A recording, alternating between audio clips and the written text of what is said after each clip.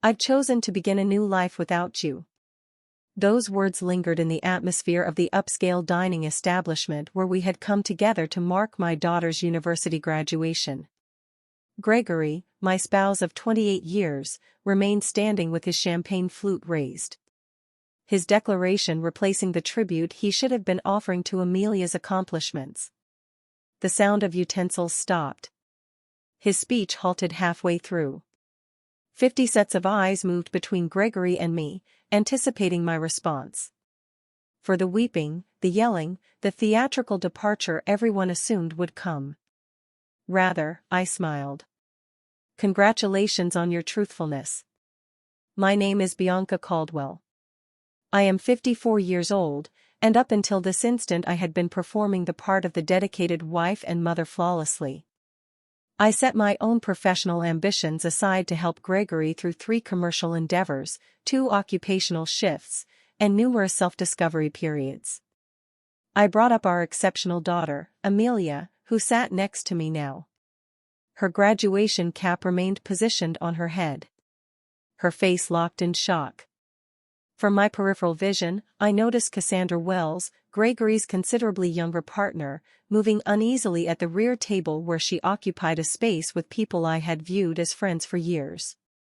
The identical friends who evidently knew about the relationship but never considered informing me. The identical Cassandra who had come to our holiday gatherings, who had previously approached me for guidance about her profession. With rehearsed composure, I retrieved from my purse and removed a sealed ivory-toned envelope. I set it carefully next to Gregory's dish. "What's this?" he questioned, his confident look wavering. "Something for you to examine later," I responded, maintaining my tone even. I faced Amelia, whose complexion had turned ashen. I pressed my lips to her cheek. "I am so proud of you, sweetheart. This day remains about your achievement." Then I rose, straightened my dress, and spoke to our shocked attendees. "Please enjoy your meal. I wish you all a lovely afternoon." With that, I departed from the restaurant. My head lifted high, sensing 50 sets of eyes tracking me.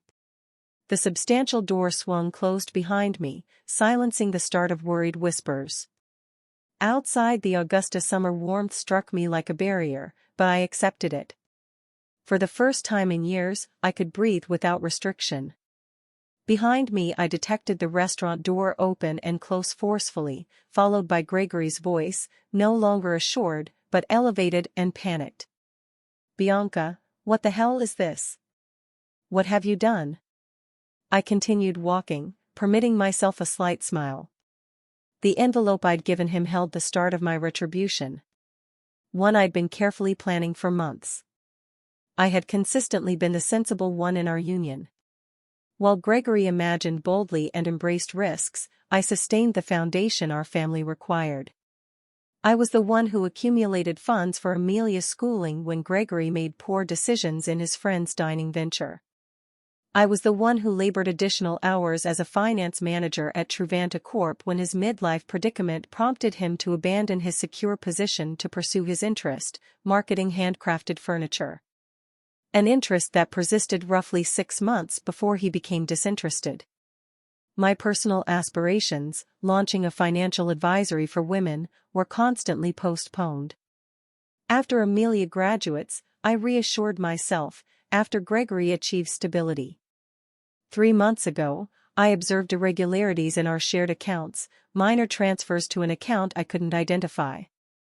Having dedicated 20 years overseeing our household finances, these anomalies appeared like warning signals. I might have confronted Gregory right away, but something stopped me. Maybe it was instinct, or maybe it was the increasing separation between us over the previous year. Rather, I started discreetly investigating. What I uncovered was more severe than I envisioned. Gregory had been methodically transferring funds to a distinct account for more than a year. He had also been escorting Cassandra to costly restaurants, buying jewelry, and examining beachfront real estate. All while informing me we had to reduce expenses for retirement. Then came the text communications I found when Gregory abandoned his phone accessible.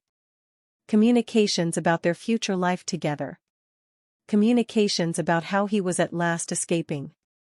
Communications about their intentions for the day following Amelia's graduation. The day he had selected to execute his dramatic departure from our union. What Gregory had overlooked, or maybe never completely understood, was that I had been a financial expert for 30 years. I comprehended money paths. I knew how to follow assets. And critically, I recalled the prenuptial contract we had executed 28 years ago. When I had more family wealth than he did, the contract he had demanded, ironically to safeguard his future income, included a fidelity provision that would become his destruction. While Gregory orchestrated his departure with Cassandra, I was constructing my argument. I met with attorneys. I recorded every concealed transfer. I compiled evidence of their relationship. I drafted divorce documents. I scheduled everything flawlessly. Knowing Gregory would prefer to delay until after Amelia's graduation, to prevent spoiling her significant day. What he didn't anticipate was that I would deliver the divorce documents the morning of the graduation before his intended declaration, but with the documents still securely concealed in court files, not yet available to him. What Gregory didn't realize was that I was constantly 3 moves ahead. I didn't go back to the restaurant. Rather, I traveled to our residence, a large colonial and Augustus historic area that we had acquired 15 years ago. The residence that Gregory had previously committed to Cassandra, based on text communications that he didn't understand I had viewed. I stopped in the driveway and quietly entered what had been our mutual area for more than a decade. Everything appeared the same. The family photographs on the surfaces. The vintage grandfather clock that had been my father's. The aged leather sofa where Gregory and I had previously envisioned our future together. Yet everything had transformed. I went upstairs to the primary bedroom and accessed the closet. Gregory's garments were already organized in luggage, concealed in the rear, prepared for his scheduled departure tomorrow. I smiled at his consistency. He had continuously been careful about clothing, but negligent about the significant matters. My phone vibrated continuously with communications from friends at the restaurant, from Amelia, even from Gregory's sister Diana, who had traveled in for the graduation. I replied only to my daughter. I'm okay. This isn't your responsibility to bear. Enjoy your graduation day. We'll talk tonight. I love you. I had shielded Amelia from the reality for months, not desiring to eclipse her concluding semester with family conflict. She would be upset that I hadn't informed her, but I knew she would comprehend ultimately. Amelia had received my practicality along with her father's magnetism, a formidable blend that had enabled her to graduate with distinction. 3 hours afterward, I heard Gregory's vehicle in the driveway. The entrance door burst open. Bianca, he yelled, his voice reverberating through the residence. Where are you? I was positioned in the living room, quietly examining documents on my laptop. I shut it as he entered angrily. His face colored with fury, the envelope gripped in his hand. What is the significance of this? He insisted, displaying the documents. You served me with divorce documents? Today of all days? I thought it coordinated perfectly with your intentions. I answered quietly. You desired to initiate your new life. I'm merely helping enable the shift. You had no authority to. I had complete authority. I interjected. My voice controlled. Just as you had complete authority to select Cassandra. We all make selections, Gregory. The prenup terminated years ago. He stated, his voice abruptly satisfied. Any attorney will inform you that. I permitted myself a slight smile. In reality, it didn't. Section 12 explicitly declares that the fidelity provision stays operative for the span of the marriage. Your attorney should have clarified that to you. Oh, wait. You didn't seek one, did you? The pigment disappeared from his face as truth descended. The prenup he had demanded to safeguard his potential assets would now cost him everything. The residence, the vacation real estate in Savannah, his segment of our retirement funds. His dramatic announcement at the restaurant had just become the most costly declaration of his existence. "You can't do this to me," Gregory stated, falling onto the sofa. "We constructed this life together. And you selected to terminate it." I answered, though not in the manner you intended. Gregory's phone vibrated insistently in his pocket. He looked at it, then dismissed it. Cassandra undoubtedly questioning where he was and why he wasn't executing their meticulously arranged plan. "You've always been strategic, Bianca, but this is harsh," he stated, attempting a different tactic. "What about our past? 28 years together signifies nothing." I examined him. This man I had cherished for almost 3 decades. The man who had grasped my hand through 2 pregnancy losses before we had Amelia. The man who had previously astonished me with a weekend journey to Charleston for our 10th anniversary. When had he transformed? Or had he consistently been this individual? And I had been too committed to recognize. Our past signified everything to me. I responded honestly. "That's why your treachery wounded so intensely." His face relaxed briefly, perhaps detecting an opportunity. "Then maybe we can repair this." "I made a mistake." People make mistakes.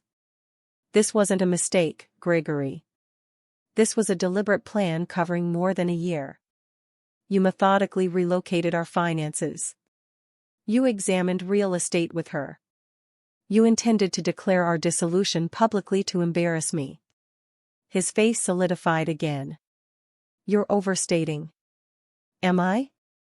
I lifted my phone, activated the recording application, and reproduced his own voice. "After the graduation, I'll inform her it's finished. A public location is preferable. She won't create a disturbance in front of everyone." Then Cassandra's voice. "And she has no awareness about the finances." Gregory again. "None. Bianca relies on me entirely. That's her vulnerability." The pigment vanished from his face. "You recorded our discussions?" "That's unlawful." "Not in Georgia when one participant agrees," I responded. "And not when it's in your personal residence. I didn't record your intimate moments with Cassandra. I'm not vindictive. Just the discussions about your intentions to deceive me." Gregory rose abruptly, disturbed. "I need to place some calls." "Naturally," I stated, "your attorney might be a beneficial beginning. I'll be remaining at Diana's tonight." "Diana's?" he stammered. "My sister's residence?" I confirmed. "She's rather disturbed with you, truthfully. She was the one who initially observed you and Cassandra together last Christmas.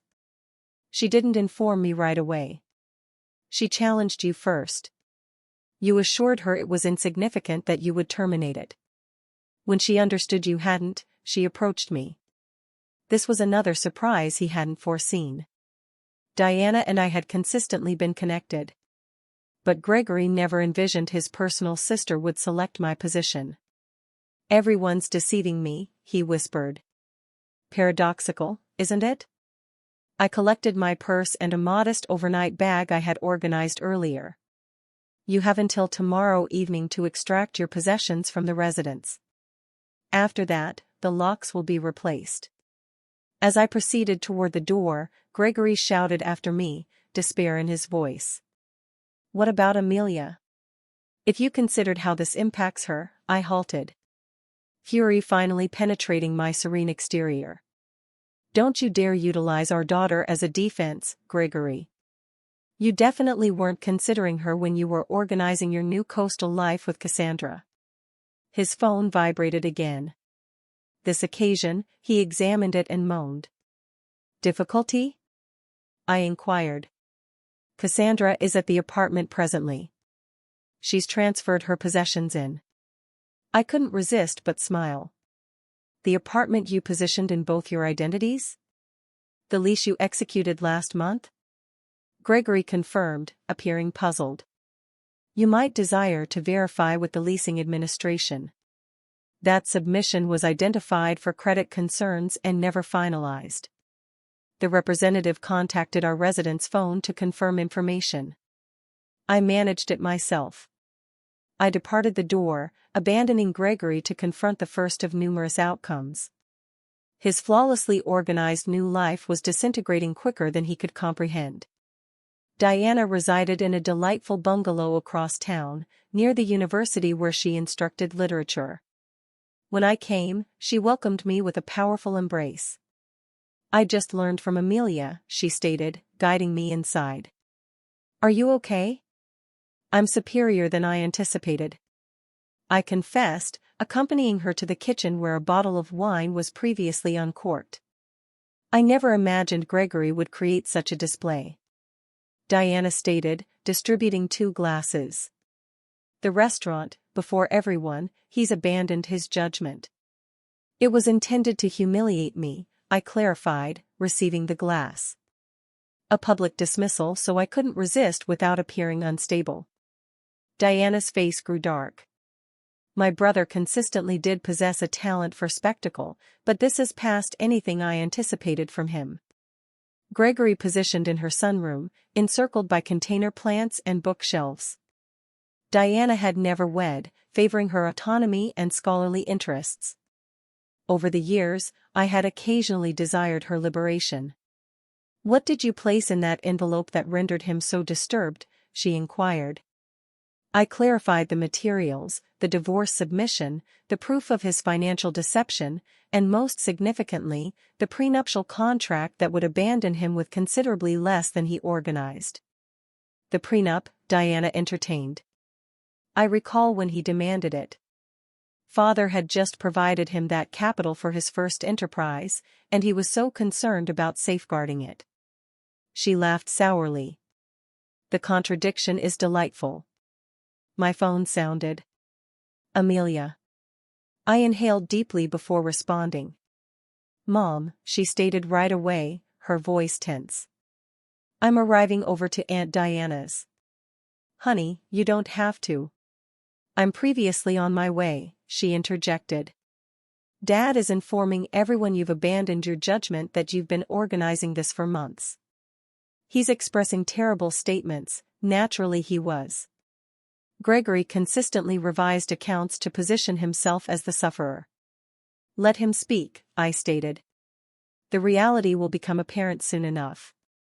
20 minutes afterward, Amelia came, still in her graduation attire, but with her cosmetics smeared from weeping.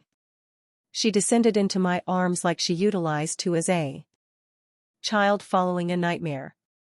Why didn't you inform me? She inquired. Her voice suppressed against my shoulder. I didn't desire to damage your concluding semester, I clarified. You labored so intensely for this day, she withdrew, wiping her eyes. Well, Dad handled damaging it regardless. We relocated to Diana's living room, where Amelia ultimately received the complete account, how I had uncovered the relationship, the financial deceits, and the arrangements Gregory and Cassandra had executed. I recognized something was incorrect with Dad, Amelia confessed. He's been altered, inattentive, constantly on his phone, but I never conceived. None of us desire to observe these matters in people we cherish. Diana stated softly. My phone vibrated with a text communication from Philip Anderson, my attorney. The urgent submission had been sanctioned, the accounts I had recognized were immobilized, awaiting the divorce processes. Gregory now possessed restricted access to finances, sufficient for living costs, but not sufficient to execute the real estate acquisitions he had organized with Cassandra. I displayed the communication to Diana and Amelia. Excellent, Amelia stated resolutely, he merits it. My daughter's devotion comforted me, but I wasn't innocent. He's still your father, I reminded her. Your connection with him is distinct from what's occurring between us. Amelia shook her head. Maybe eventually, but presently I can't even observe him. He embraced me this morning and informed me how satisfied he was, all while organizing to detonate our family hours afterward. The doorbell sounded, disrupting our discussion. Diana went to respond, returning moments afterward with a concerned face. "It's Gregory," she stated. "And he's not solitary." I prepared myself as Diana guided Gregory and Cassandra into the living room. Cassandra appeared awkward, adjusting her weight from one foot to the alternative, her eyes moving around the room. She was 37. Not precisely a prize wife, but still 17 years my junior, with shoulder-length golden hair and the variety of assurance that originates from never having confronted genuine difficulty. Gregory by comparison appeared enraged. His earlier despair had solidified into fury. "Bianca, you need to terminate this madness," he insisted. "Release the accounts. We can address this like sensible adults." Amelia rose, positioning herself somewhat before me. "Maybe you should have attempted being sensible before declaring to everyone that you were abandoning Mom." Gregory's eyes expanded as if just recognizing our daughter. "Amelia, this doesn't concern you." "Doesn't concern me?" she repeated skeptically.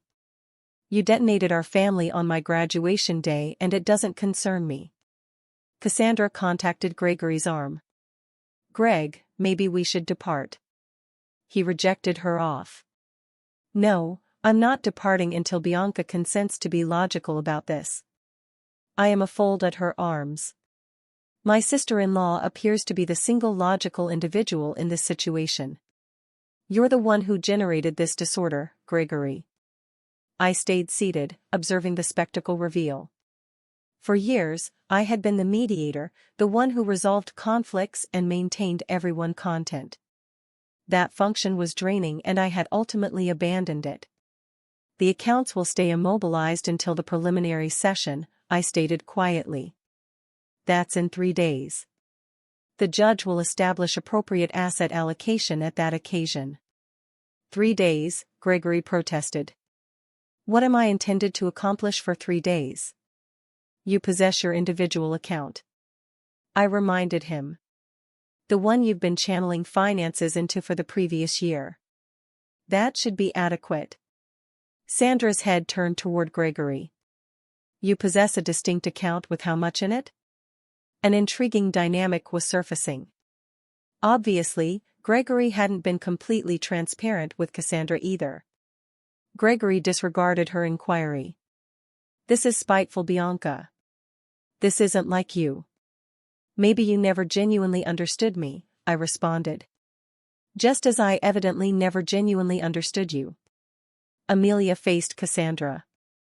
"Did you realize he was going to declare it like that at my graduation event?" Cassandra possessed the decency to appear ashamed. "I assumed he was going to address your mother confidentially."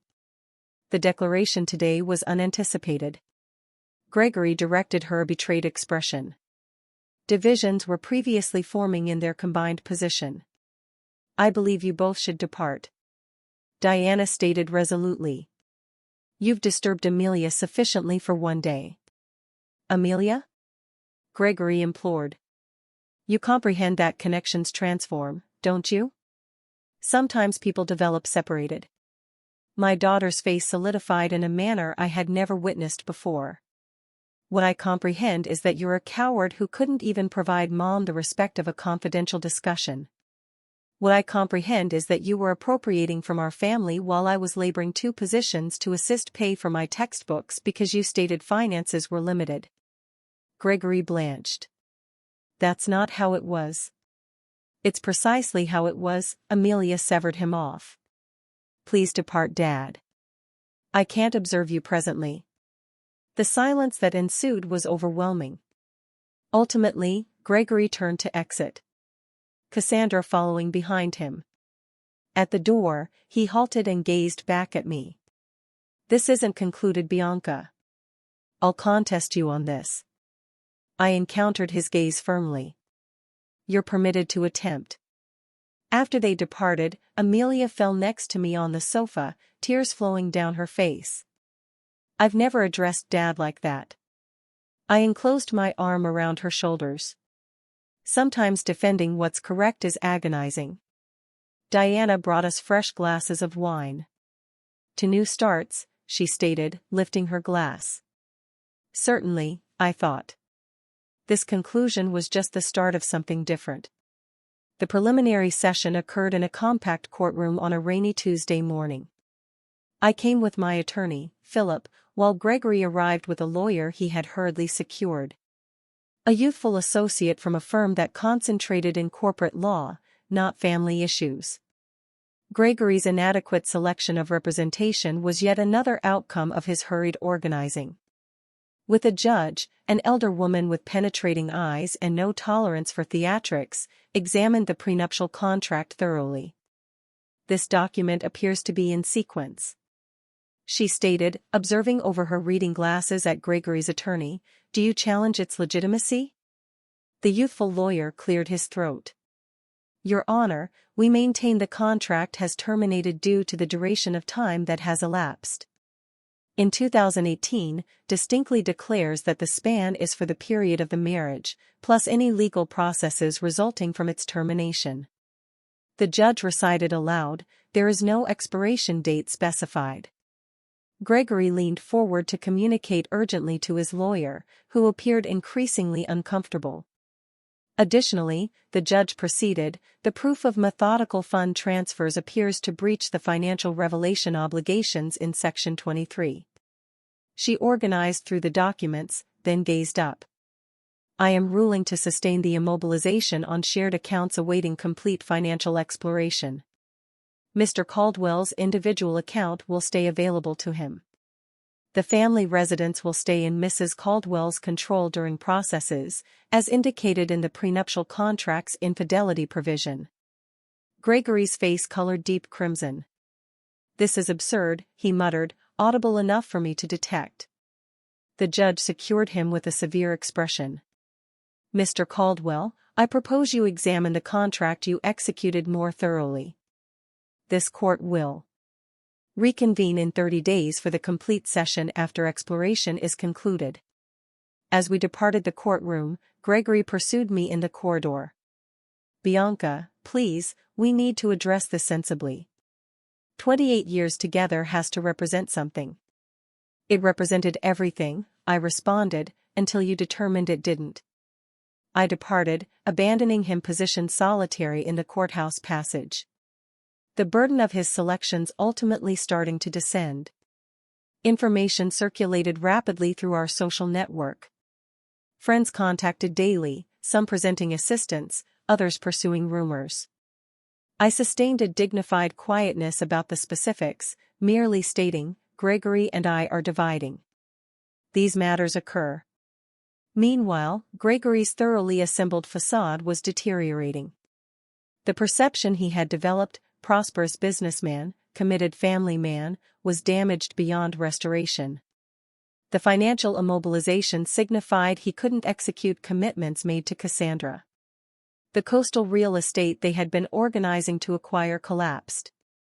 The premium vehicle he had positioned a payment on had to be terminated. 2 weeks after the session, Diana contacted me, her voice colored with entertainment. Have you detected the recent? Cassandra relocated out. Previously? I wasn't completely astonished, but the velocity was remarkable. Evidently she uncovered that Gregory's enterprise isn't performing as favorably as he asserted. The considerable accumulations he discussed about don't exist. She informed her friend Jennifer that she didn't enroll to date a man with financial difficulties. I couldn't resist but laugh. He consistently was proficient at generating illusions. Meanwhile, I was reconstructing. The financial protection I had consistently sustained, distinct from our shared accounts, provided me liberation Gregory hadn't foreseen. I leased a compact office area downtown and started establishing the advisory I had envisioned about for years. My first clients were 2 women experiencing divorces of their personal. Word of mouth brought additional. I concentrated in assisting women comprehend their finances during significant life shifts. Divorces, widowhood, professional transformations. the labor was immediately satisfying in a manner my corporate position never had been. Amelia, who had received a position with a marketing firm in Charleston, contacted me consistently. "I'm so satisfied with you, Mom," she informed me after I described my expanding client roster. "You're assisting people during their most difficult moments." "I'm just accomplishing what I desire someone had accomplished for me earlier," I responded. "Preparing women for whatever might arrive. Being required for my proficiency rather than my nurturing was a novel and empowering occurrence." Word count: 300. The concluding divorce session fell on what would have been our 29th anniversary. A suitable conclusion to a chapter of my life that had persisted almost 3 decades. Gregory came appearing exhausted. I afterward learned that his enterprise was struggling without my financial assistance and direction. Cassandra was long departed, previously dating a real estate developer from Savannah. Most of our reciprocal friends had separated themselves from him after learning the complete account of his deception. The judge maintained the prenuptial contract in its totality. Gregory departed with his individual possessions, his struggling enterprise, and the finances in his confidential account, which after compensating his attorney was scarcely sufficient to obtain a compact apartment. I preserved our residence, my retirement accounts, and 70% of our shared investments precisely as the prenuptial contract indicated in instances of infidelity. The fairness was lyrical. The identical document Gregory had demanded to safeguard himself had become his destruction. As we departed the courtroom, Gregory approached me one concluding occasion. "I made a horrible mistake," he stated quietly. "Is there any possibility we could?" "No," I interjected. Tender but resolute. "That door is sealed." "I comprehend," he responded. And for once, I accepted he did. "I anticipate you locate contentment, Bianca. You merit it." It was maybe the first genuine statement he had expressed to me in years. 6 months afterward, my advisory, called Well Financial Shifts, was prospering. I had relocated from the compact office to a larger area and employed 2 associates. I concentrated in assisting women obtain their financial futures, especially through significant life transformations. Amelia visited regularly, satisfied with what I had constructed. "You realize what's paradoxical," she stated during one visit. "If Dad had just been genuine from the start, he might have preserved half of everything." "Sometimes people can't perceive past what they desire in the instant," I responded. The woman who had previously defined herself as Gregory's wife and Amelia's mother had uncovered a new character. Mentor, enterprise owner, and supporter. The envelope I had delivered Gregory at the restaurant hadn't just been my departure plan. It had been the key to a door I never realized existed. Behind it, I located not just retribution, but reinvention. In obtaining my financial future, I had also recovered something considerably more precious, myself.